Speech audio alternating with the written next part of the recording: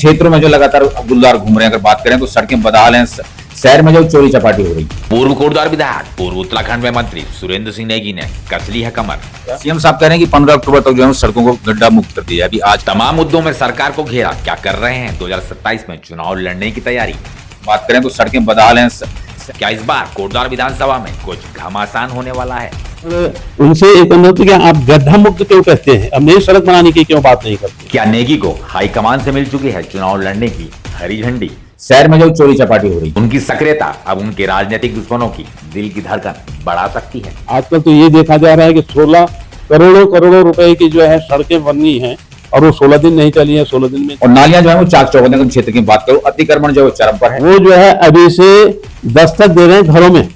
4.5 साल तक तो वो पता नहीं कहाँ थे, हमने भी नहीं देखा, हमने भी नहीं सुना, लेकिन अब सुनाई दे रहा है कि वो साहब हमारे घर में भी आए थे, हमारे घर में भी आए थे। नेता मौजूद 2027 जो है उसका चुनाव जो है सर पे। असल लोग कह रहे हैं कि जहां से चले थे वहीं पहुंच गए। कोटद्वार जो है पिछले 10, 12, 15 सालों में जो है जहां से चला हुआ, जहां पे कहा जाता है कि जहां पे नेगी जी ने छोड़ा फिर वहीं पहुंच गए।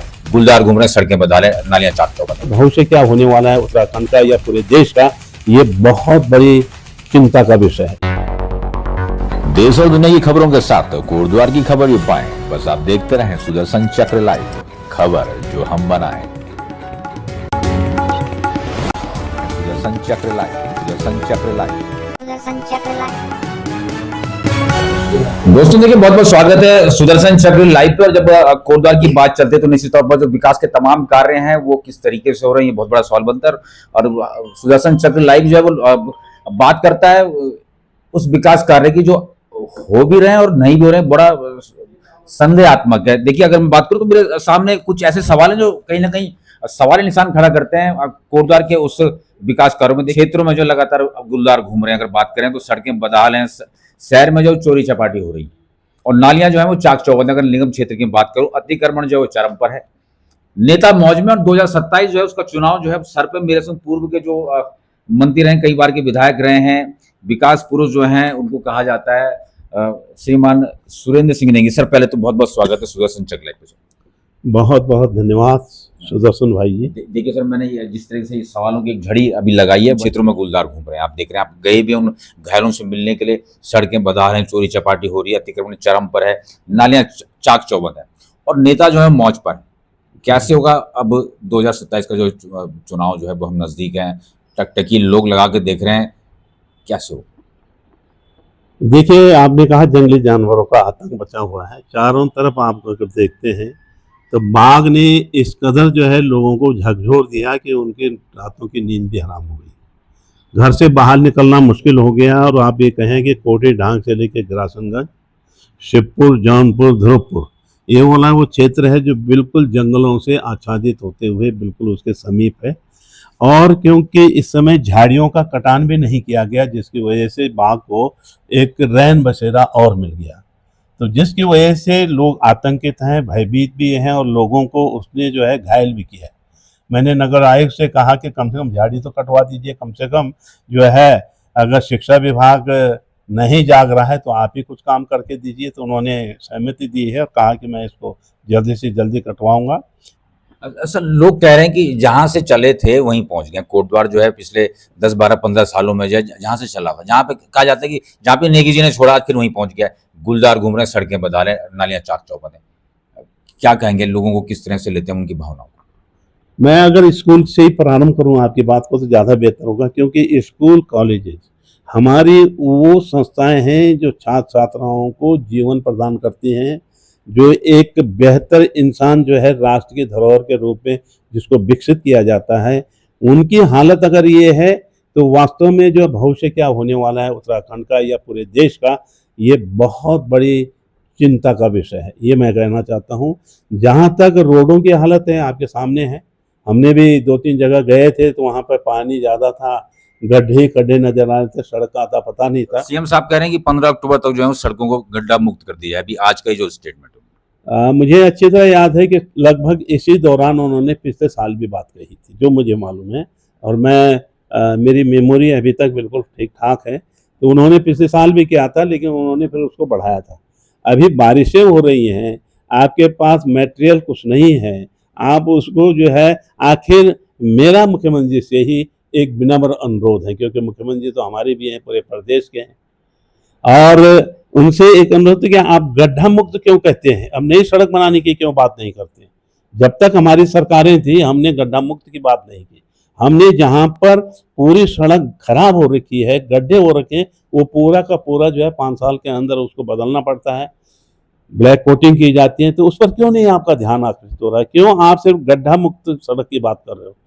तो आप ये शॉर्ट टर्म वाली बात नहीं कीजिए, शॉर्टकट में मत काम करिए, इसको जो है पूरे रोड को आप ठीक करने का प्रयास करिए। जब आपका गड्ढा मुक्त सड़क होती है तो वो जो है जब आदमी उसमें चलता है या गाड़ियां चलती हैं, तो आपको बताना चाहता हूँ हिचकोले वाले जो है सवारी महसूस होती है, हिचकोले जैसे होते हैं ना, हिचकोले तब मिलते हैं, अब भी मिल रहे हैं, तो तब और उसमें क्या फर्क है। मेरा ये कहना है कि राज्य सरकार की बहुत बड़ी जिम्मेदारी है, यहाँ के जो तमाम सड़कें हैं उनको बेहतर करने की जिम्मेदारी है। आजकल तो ये देखा जा रहा है कि 16 करोड़ों करोड़ों रुपए की जो है सड़कें बननी हैं, और वो 16 दिन नहीं चली है, 16 दिन में जो है 16 लाख रुपए बर्बाद हो गया। 11.5 लाख रुपए का पता चलता है कि जो है डामरीकरण खत्म हो गया। अभी कल मुझे किसी ने बताया कि यहाँ पर भी पनियाली वाली रोड पे भी 2-2.5 करोड़ रुपए स्वीकृत हुआ था, उसका था पता नहीं। आखिर ये नहीं समझ में आ रहा है कि जो धनराशि इस्तेमाल की जा रही है उसका फायदा जनता को क्यों नहीं मिल पा रहा है। हमारे पास तो इतने संसाधन भी नहीं थे, और हमारे ऊपर तो बैठी हुई जो यही सरकार थी जो ये देखती थी कि यहाँ तो कांग्रेस है, यहाँ तो कुछ बजट देना ही नहीं है। हमने वो करके दिखाया कि यहाँ पर तमाम सड़कें चकाचौंध होते हुए बिल्कुल, लोग कहते थे इसमें स्पीड ब्रेकर लगाइए, अब रोकना पड़ता था तब रफ्तार को। तो ये अब तब में कितना बड़ा फर्क है, ये सोच में क्यों इतना बड़ा फर्क हो रहा है, जबकि अंधाधुंध कहा जा रहा है कि पैसा आ रहा है, अंधाधुंध। चलिए सर, एक आखिरी सवाल कर लेते हैं दोस्तों। देखिए, पूर्व के कई बार के जो मंत्री हैं और विधायक हैं, कैबिनेट में रहे हैं, स्वास्थ्य मंत्री रहे हैं और पेयजल मंत्री रहे हैं, उनसे सवाल किए जा रहे हैं। सर, एक आखिरी सवाल कर लेते हैं। बड़ा अहम सवाल बनता है कि अब 2027 का चुनाव बहुत नज़दीक है, लोग कह रहे हैं कि नेता मौज में है और जनता जो है परेशान है। कैसे रहते हैं अब 2027 का चुनाव को, क्या क्या मैनिफेस्टो लेके चलेंगे, क्या संकल्प लेके चलेंगे कि कोडर की जनता को विकास को लेके क्या वादे अब होने वाले? देखिए, ये जो आपने बताया कि नेता जो है मस्त, जो शब्द का है, ये कुछ लोगों पर लागू होता, सब पर लागू नहीं होता। पहली बात तो मैं इसमें संशोधन करना चाहता हूँ आपकी बात को। ये बात सही है कि नेता तो मस्त चल रहे हैं, अभी जो है पूरे क्षेत्र में बाग लगा हुआ है, वहां कोई जा नहीं रहा है, उसकी रोकथाम के लिए कोई बोल नहीं रहा है। जितने भी चुने हुए जनप्रतिनिधि, उनकी जिम्मेदारी होती है कि सर्वप्रथम जो प्रायोरिटी होनी चाहिए, जो सर्वोच्च प्राथमिकता होनी चाहिए, वो जनता को जो कठिन विषयों से, कठिन परेशानियों से मुक्त करना होता है। और इस तो बाग लगा हुआ, बाग जो सुबह शाम चल रहा है। हम एक प्रश्न करना चाहते हैं, आपने बहुत सही वो मस्त में, वो जो है अभी से दस्तक दे रहे हैं घरों में।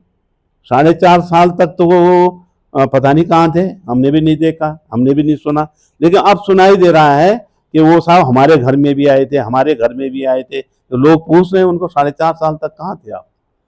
तो सही बात है कि 2027 में नजर है लोगों की, अच्छी बातें होनी चाहिए। संकल्प क्या होने वाला है?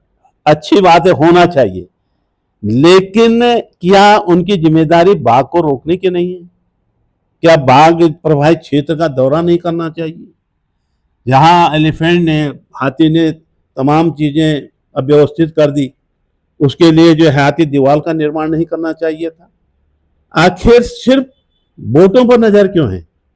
मतदान आप फिर चाहती हैं कि आपको मतलब विधायक लोग या जनप्रतिनिधि लोग अगर चाहते हैं कि दोबारा उनको चुना जाना चाहिए, तो आप जिन कार्यों के लिए चुने गए थे, आप अपने अंदर से ये पूछने का प्रयास किया क्या आपने उन पर काम करने का प्रयास किया।